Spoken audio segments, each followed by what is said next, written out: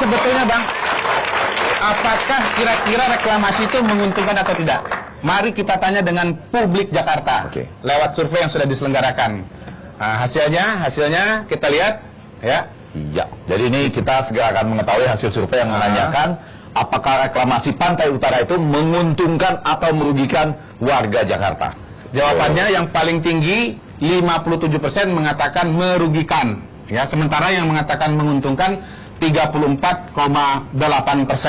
Ya. Lalu sisanya tidak menjawab atau tidak tahu. Jadi mayoritas mengatakan reklamasi itu merugikan. Ini sekarang ya?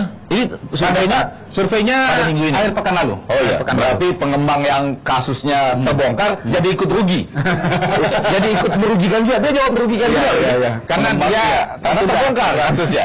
Ya. Nah, apakah alasannya jika dianggap reklamasi itu merugikan?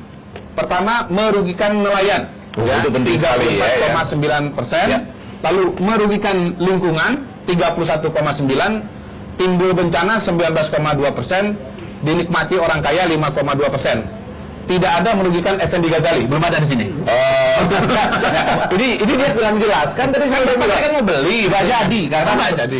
Setelah saya pelajari itu keputusan pengadilannya itu belum jelas. Ya. Jadi kita bahas dulu ini ya. Apakah alasannya kalau merugikan nelayan tadi sudah jelas ya, 34,9%, merugikan lingkungan 31,9%. Kalau digabung, merugikan lingkungan sekaligus merugikan nelayan 65% itu ya, 65% jumlahnya ya. Pak Syol, Pak Syol dulu dong. Pak Syol dulu boleh? Boleh ke beliau dulu. Oh, kan ini merugikan. Ya jelas sama kan. Jadi survei telah menunjukkan bahwa memang 57 sekian persen warga Jakarta dari hasil survei itu mengatakan merugikan. Dan dalam studi AMDAL dan berbagai pakar yang hari-hari ini mereview tentang rencana ini juga berpendapat yang sama bahwa jauh lebih merugikan. Yang diuntungkan siapa? Ya pemodal-pemodal. Kenapa Pak di peninjauan kembali di Mahkamah Agung bisa diputuskan bahwa ini terus dilanjutkan? Itu yang mengherankan bagi saya.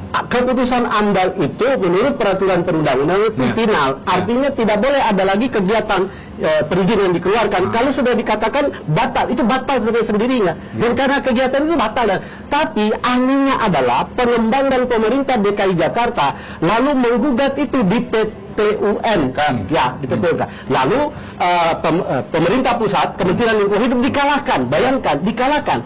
Nah, pertanyaan saya adalah kenapa mereka bisa melakukan gugatan? Seandainya itu kan berarti kepentingan ekonomi yang dilihat dan bukan kepentingan lingkungan yang diperhatikan. Seandainya waktu itu Pak Sony adalah masih menjadi Menteri Lingkungan Hidup, apa yang Bapak akan lakukan? Nah, kalau MA memutuskan bahwa Bapak kalah, yang memutuskan Kementerian Lingkungan kalah adalah pengadilan PT UN. Sedangkan kemudian Menteri Lingkungan melakukan kasasi, banding lagi, dan MA memutuskan menang. Tapi pengembang dan pemerintah DKI lalu melakukan peninjauan kembali, PK. Dan disitulah kalah.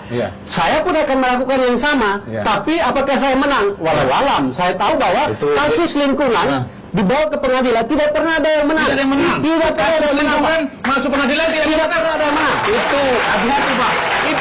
Itu bedanya. Itu bedanya dengan yang sekarang.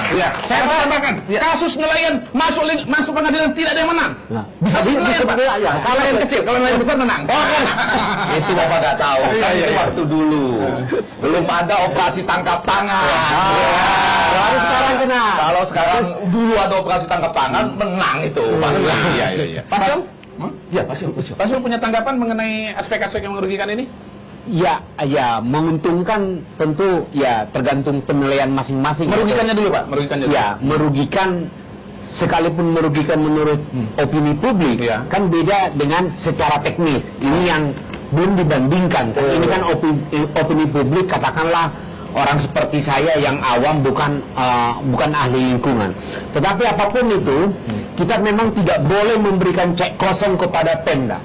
Kalau memang ada salah ya tangkap. Kalau ada staf khusus yang plus ya tangkap juga gitu kan. Lalu kemudian jika KPK memang concern pada lingkungan, maka KPK harus memeriksa hakim yang memenangkan para developer yang mengalahkan Menteri Lingkungan. Nah, KPK juga harus periksa mereka dong. Dengan demikian memang benar semua. Dan jika Ahok memang salah, ada kerjasama dengan staf ahlinya atau dengan temannya, ya dia pun kalau memang salah. Saya kasih Pak, Anak magang, Pak. Anak magang. Nah ini juga Ahok memang harus fair juga. Iya. Anak magang apa staf ahli apa temen gitu ya. Ini teman-teman mahasiswa belum ada yang magang ya. Ya, iya. Kalau magang hati-hati ya. Hati-hati ya, gitu ya. Jadi saya tidak membela Ahok secara membabi buta. Kalau dia salah ya salah. Iya.